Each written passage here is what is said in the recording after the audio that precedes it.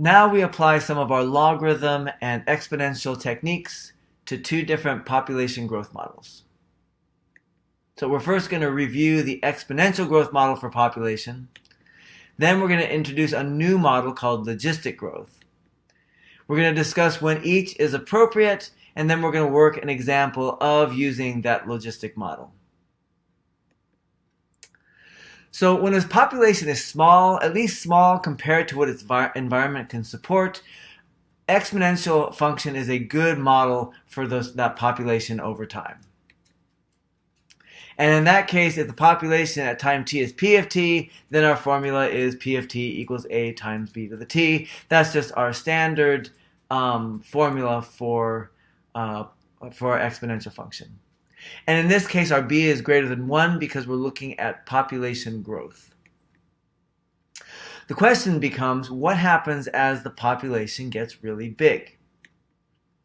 So we're going to give you two looks at what we might have and what we want. So if we have an exponential function, we know what that looks like, right? So the a in this case is our initial population, and our population just keeps growing without bound. Now, of course, if we're getting close to the limits of our environment, we want to have something that looks different, right? So we might have a maximum population that can be supported by the environment. We'll call that big M. And so on the graph, that looks like that. So we have y equals m is the maximum population.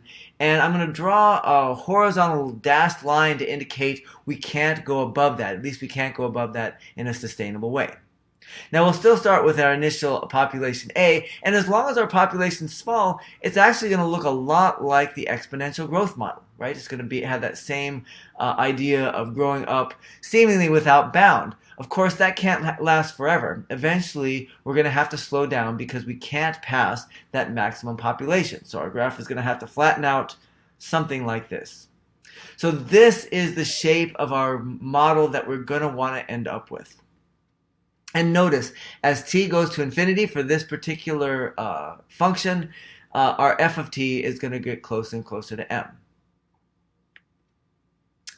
So let's see if we can come up with a function that behaves in exactly that way. We want it to behave in a way that the end behavior is the same. We go to m as t goes to infinity, and we also want it to have the same shape as we had before. So we're going to do it by making adjustments to an exponential function where our b is between 0 and 1. And the reason is because if our b is between 0 and 1, we have control over what the end behavior is going to be. So for instance, if b is between 0 and 1, as t goes to infinity, our a times b to the t is going to get closer and closer to 0. So now let's see if we can mush it around to see if we can get it closer and closer to the number m, which is what we're looking for. So if we add 1 to a times b to the t, that gives us a function that gets closer and closer to 1. If we take its reciprocal, it's still getting closer and closer to 1. And then if we multiply it by m, which gives us an m on the numerator, that gives us a function that gets closer and closer to m. So that at least is a function that is going to give us the appropriate end behavior. The question is the graph going to have the appropriate shape? Well, let's actually put in some values and see how that's going to look. So I'm going to put in m equals 10. So a maximum population of 10. Not very realistic, but we're just trying to get an idea of what the graph looks like. We'll put in a equals 20 and b equals 0.5. Remember, our b has to go between 0 and 1. And if we were to graph this on Desmos, this is what it's going to look like. And note that it looks pretty much exactly like what we wanted it to. We want it to look kind of exponential when our inputs are small, when t is small, and eventually flatten out to m as our inputs get large. So it looks like this particular model is pretty good for giving us what we want. And indeed, if you were to try some different values of m, of a, and of b, then you'd see that the shape of the graph is still going to be the same, and it's going to give us the correct m behavior. So our definition of logistic growth function is a function of the form f of t equals m divided by 1 plus a times b to the t, where b is a constant between 0 and 1, and m and a are both constants themselves. So let's look at an example of you have a population of animals living in an environment, and suppose that the environment can sustainably support 5,000 of the population. We're also going to assume the initial population is 500 and that after 2 years the population climbs to 600.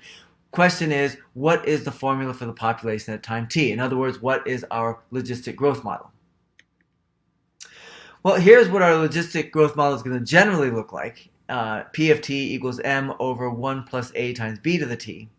We actually know what one of those constants is going to be. We know this population, or the environment, can support 5,000 of the animals, which means our m is going to equal 5,000. And that narrows things down. Our P of t is now 5,000 divided by 1 plus a times b to the t. One constant down, 2 to go. So we also know that P of 0 equals 500 if we plug that into our formula. 500 for P of t, and then 0 in for t. Here's what we get. And now it's just a bunch of algebra to see if we can simplify things. Now remember, our b to the 0 is going to be 1 because any number to the 0 power is 1. So we end up with 5,000 over 1 plus a equals 500. And now we can solve for a. So if we multiply both sides by a, that's going to cancel out the a on the left-hand side and introduce the factor of 1 plus a on the right-hand side. So we end up with 5,000 equals, when we multiply through that 500 plus 500a. Let's see. Remember, 5,000 equals 500 plus 500a. That's what we had from the last slide. If we subtract 500 from both sides, we get 4,500 equals 500a. Divide both sides by 500, we get a equals 9. Whew. Okay, so that gives us P of t equals 5,000 over 1 plus 9 times b to the t. Now we just have to use our last bit of information to solve for b. So remember, we know that after 2 years, our population is 600, so P of 2 equals 600. We can now plug that into our equation, 600 for P of t, and then 2 in for t. And we end up with 5,000 over 1 plus 9b squared equals 600. And now we just solve for b like we did before for a. We multiply both sides by 1 plus 9b squared. That's going to cancel out the 1 plus 9b squared on the left-hand side.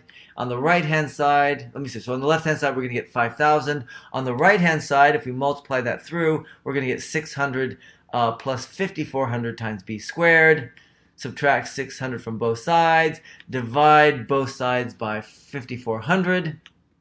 Simplify that a little bit. And then we can take the square root to get b. That's square root of 22 over 27. So now, since we have that for b, we can just plop that into our formula. P of t equals 5,000 over 1 plus 9 times square root of 22 over 27, all to the t power.